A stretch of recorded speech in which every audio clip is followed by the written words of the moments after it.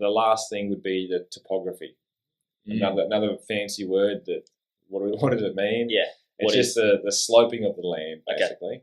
Okay. So living like on a hill or buying on a hill has its. You can get it maybe cheaper, but it might be a bit more costly to renovate or build on or extend and resell.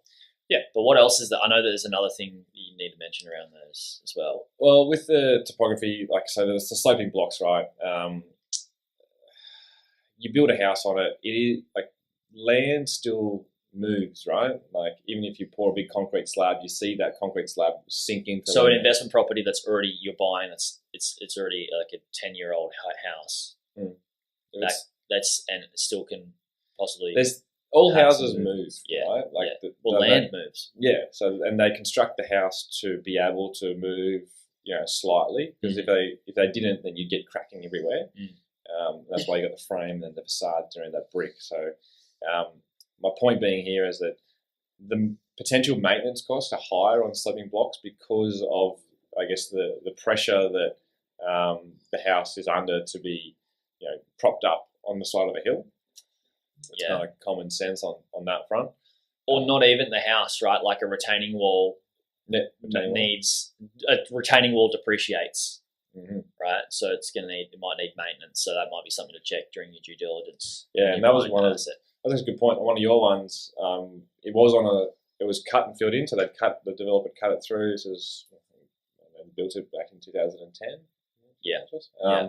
And like when you get those retaining walls that are timber, that just scares me because they decay a lot faster. I was staying at somebody's house a couple of months ago and looking out the window, the timber easement or not easement, the retaining wall was no longer existent and it was just dirt. And it was about 500 mil or half a metre from the actual dwelling of the house, from the neighbour's block to of the retaining wall to the house. And they were renting in that home, and the owner had not done any follow up on their neighbour having to resolve that, and that's a huge risk. You get flooding or something, or a lot of rain. It's on a sloping block as well, and that retaining wall is sloping down towards that dwelling. If I was the owner of that house and that property, you'd want to make sure you've got a good relationship or things put in place to make sure that your neighbour is making sure that retaining wall is solid, right? And each state actually has different rulings around who's responsible for that retaining wall. Okay. So Queensland is if their land is encroaching your land, it's for them to fix. In South Australia, it's the opposite way around.